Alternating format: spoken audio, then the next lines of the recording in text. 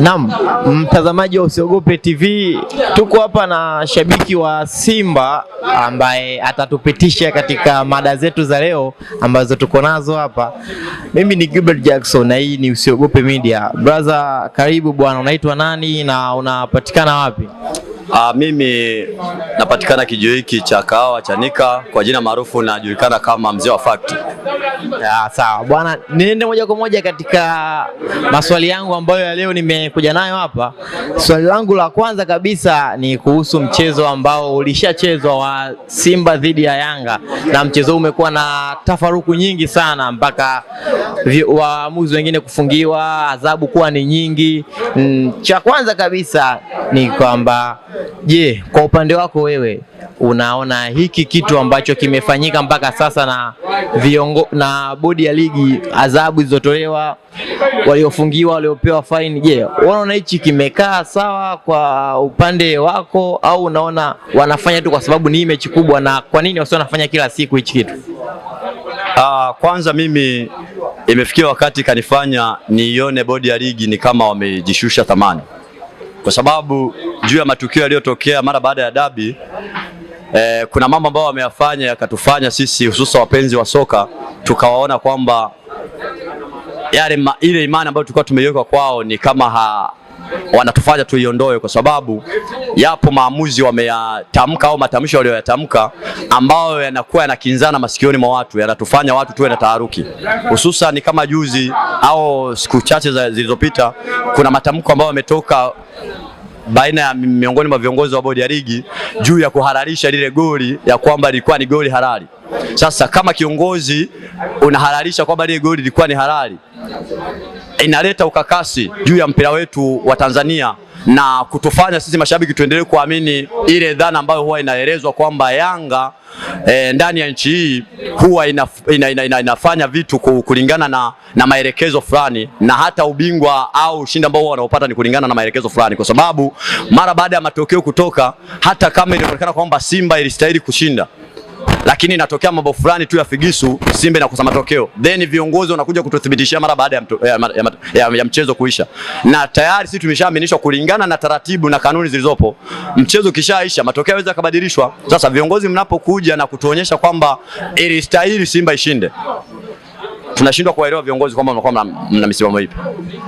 Viongozi ya bodi ya ligi wamesema goli ni halali, na refari alikataa goli, amepewa adhabu na amefungiwa kwa muda mchache kidogo. Kwa upande wako, goli halali lakini mwamuzi amefungiwa, lakini Simba bado hajapewa pointi, hii imekaje? Ndio hicho nilichotanguliza kusema kwamba huwa wanatupa ukakasi. Kinachowapa haki ni kwa sababu kanuni haziruhusu matokeo kubadilika. Mwamuzi sawa anaweza kafungiwa, adhabu zinaweza katolewa kwa wachezaji wanaotenda makosa, lakini kanuni inayofunga ni ile kwamba matokeo yaweza kubadilika. Sasa kwa sababu tu hiyo kanuni inawalinda, lakini ningeomba sasa, labda nikatoa rai kwa viongozi, ifikie wakati sasa waliangalie na hili swala, kama inaweza kufikia stage wao wakakiri kwamba goli ni halali, lakini matokeo hayawezi yakabadilika. Tayari kuna watu wameshavuja jasho lao kwa lengo la kusaka pointi 3 muhimu, then inatokea tu watu baadhi kwa sababu ya maslahi yao binafsi wanasababisha athari kwa timu fulani ambayo imejiandaa kwa kipindi kikubwa kwa lengo la kupata matokeo. Alafu wewe kiongozi mkubwa unakuja unaonyesha udhaifu kwenye halaiki na mamilioni ya Watanzania ambao sisi tumeamini ya kwamba nyie viongozi mliopo mnaosimamia bodi, mnasimamia haki, mnakuja kukiri kwenye vinywa vyenu kwamba goli ni halali, na wakati kumbe goli lile tayari lishaleta athari kwa klabu husika. Sisi mnaendelea kutuwekea taharuki fulani tunapokuwa mitaani huku, matokeo yake tunaweza tukafanya vitu ambavyo vipo kinyume, matokeo yake sheria zikatufunga, kwa sababu ninyi ndio mnayesababisha taharuki, viongozi. Sawa, kwa hili swala ambalo limeendelea, bodi ya ligi walisema kwamba refari atakayeharibu mchezo au atakayefanya ndivyo sivyo atapewa faini na kupewa adhabu pia. Kwa upande wako wewe unahisi hiki kitampa refari ukomavu wa kufanya vizuri au kumtisha kufanya vibaya? Mimi kwanza hiyo adhabu huwa sikubaliana nayo, kwa sababu hizo adhabu kila siku tunazisikiliza, lakini sioni mabadiliko yoyote yale. Labda wangekuja na plan B, kama ni kuwezekana waweze kuomba au kujaribu kutafuta hata mabadiliko, kwenda kupeleka hata proposal huko CAF ama FIFA ili kuweze kuwepo na sheria nyingine mbadala ya kumlinda yule timu husika ambaye anakuwa amenyongwa. Kama uwezekano upo wa kuweza kumwadhibu mtu, wa kuweza kumfungia mtu, wa kuweza kufanya chochote, basi hata hii ya kuhusu pointi 3 ifikie wakati basi waone wanaweza kufanya vipi ili mradi kulinda timu husika, kwa sababu tunaona kumbe tunajikuta sisi tunapoteza ubingwa kila mwaka, si kwa sababu tu ya uwezo wa timu pinzani, bali ni kwa sababu ya namna gani wanabebwa na viongozi husika. Kwa sababu kama matokeo yanaweza kawa vile, then kiongozi mara baada ya mchezo, kwa sababu wanajua kwamba dakika 90 zimeisha, hata tukitamka hivi haitobadilisha kitu, wanakuja kutuaminisha kwamba ilikuwa ni sahihi. Tayari sisi kama wananchi ni lazima tuone kwamba hao viongozi huenda kuna kitu kilichomo ndani yao juu ya timu husika, ili mradi fanye iweze kupata ubingwa.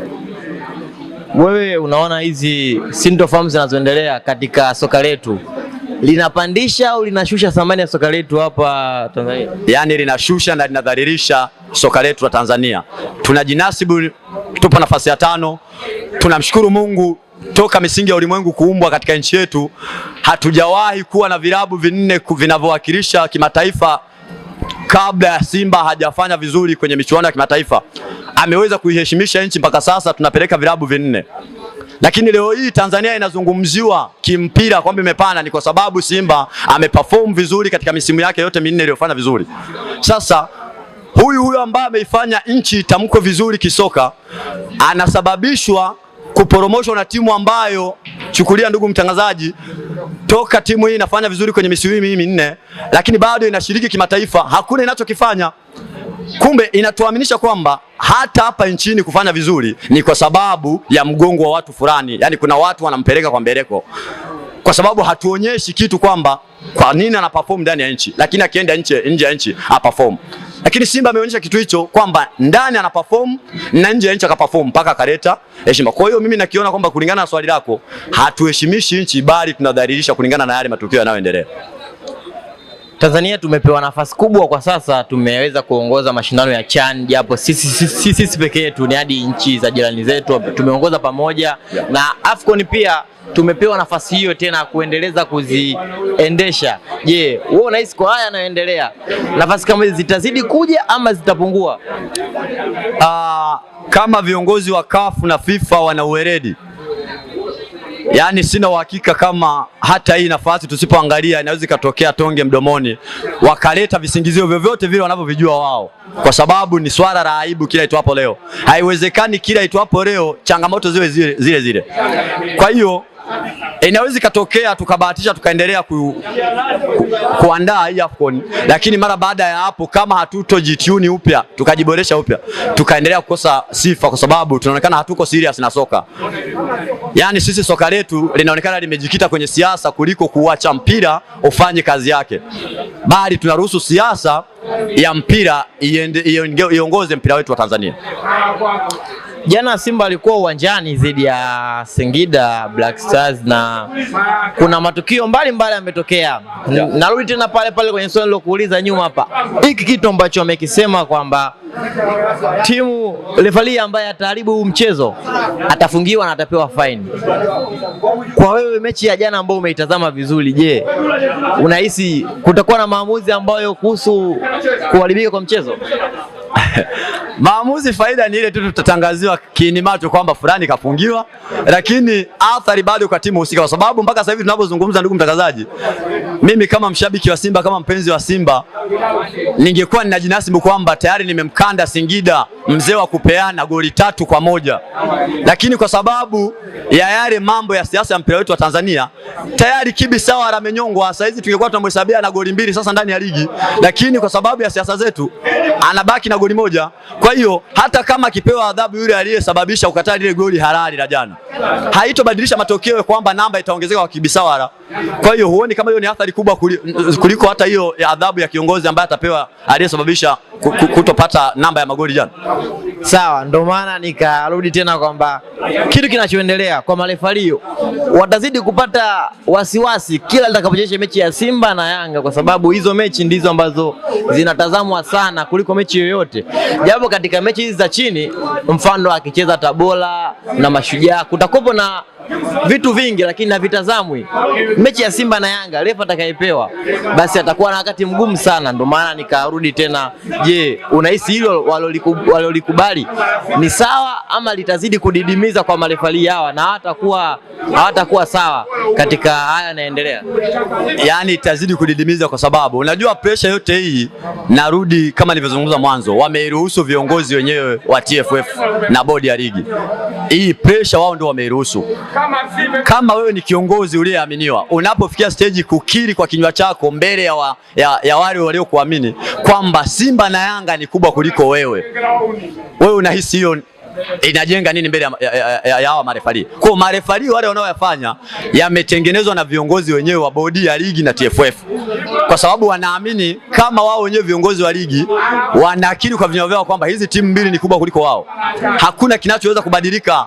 Kwa hata hii ya kufungia sija kufanyaje, ni kiini macho ndugu mtangazaji, tunapewa kiini macho, lakini uhalisia ni Ngoswe, muachie Ngoswe. Yani wao wanajua kinachoendelea katika mpira huu wa Tanzania, lakini uhalisia ni kwamba tunadidimiza mpira wetu wa Tanzania zaidi ya kuinua mpira wetu.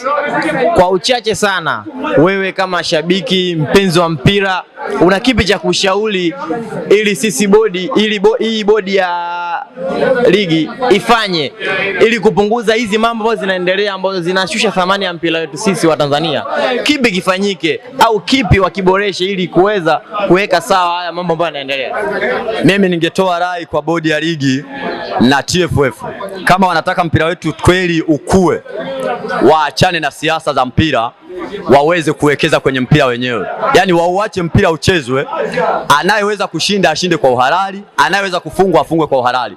Lakini wakiendelea kuruhusu hizi siasa za Simba na Yanga, abadan mpira wetu wa Tanzania hautokuwa kamwe. Tutakuwa tunaenda kudhalilishwa kila itwapo leo. Tunapotoka hapa Tanzania, tunapobebwa, tunapoenda kimataifa, tunaenda kudhalilika kwa sababu tumeiruhusu siasa ya mpira itutawale kwenye mpira wetu kuliko mpira wenyewe kutawala. Asante sana bwana, mimi nikushukuru sana kwa muda wako, nashukuru sana kwa kunipa ushauri. Mtazamaji wa Usiogope TV, tulikuwa hapa na shabiki wa Simba na ametupitisha vizuri sana kwenye yale yote ambayo yametokea na ambayo yanazidi kutokea, na ametupa kwa kina uchambuzi wake na maono yake, nini kifanyike, kipi kilichofanyika, wapi pabadilishwe, wapi paekwe vipi. Hii ni Usiogope TV, tuko hapa na shabiki wa Simba na tumemaliza naye mahojiano haya. Pia tutazidi kuendelea kuletea taarifa mbalimbali. Hii ni Usiogope Media, ulikuwa na mimi Gilbert Jackson. Karibu tena.